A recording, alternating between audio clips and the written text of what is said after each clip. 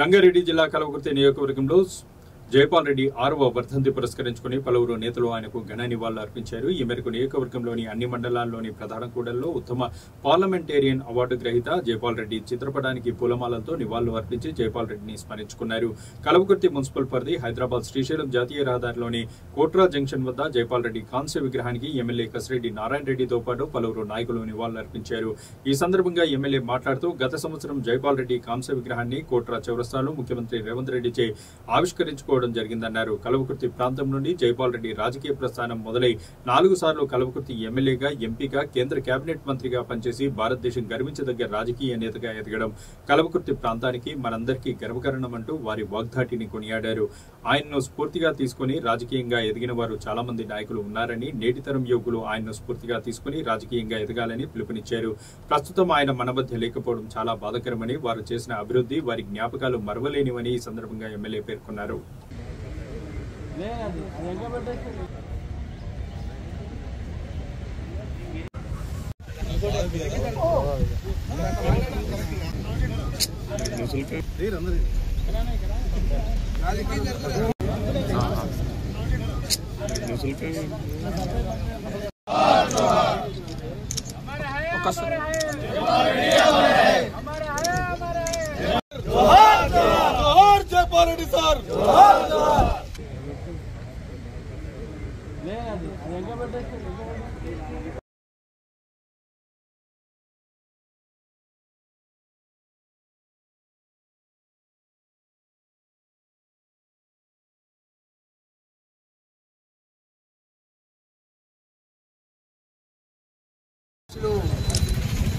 సోదరి జైపాల్ రెడ్డి గారు ఉత్తమ పార్లమెంటేరియన్ వర్ధంతి సందర్భంగా అది జానపల్లి దగ్గర నెక్లెస్ రోడ్లో గౌరవ ముఖ్యమంత్రి రేవంత్ రెడ్డి గారు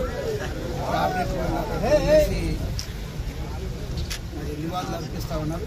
అదేవిధంగా 2 సంవత్సరం కింద పెట్టినటువంటి ఈ కుట్ర చౌరస్తలో సోదరి జైపాల్ రెడ్డి గారి విగ్రహానికి పెద్ద ఎత్తున అన్ని మండలాల్లో, గ్రామాలలో కూడా ఈరోజు జైపాల్ రెడ్డి గారి వర్ధంతి సందర్భంగా నివాళులు అర్పిస్తూ ఉన్నారు.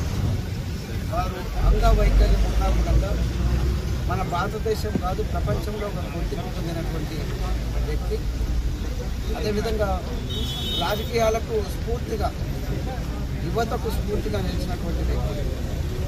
ఉస్మానియా యూనివర్సిటీలో చదువుకున్న రోజుల్లోనే విద్యార్థి నాయకుడిగా, అదేవిధంగా ఇక్కడ 4 సార్లు ఎమ్మెల్యేగా కల్వకుర్తికి, అదేవిధంగా ఎంపీగా,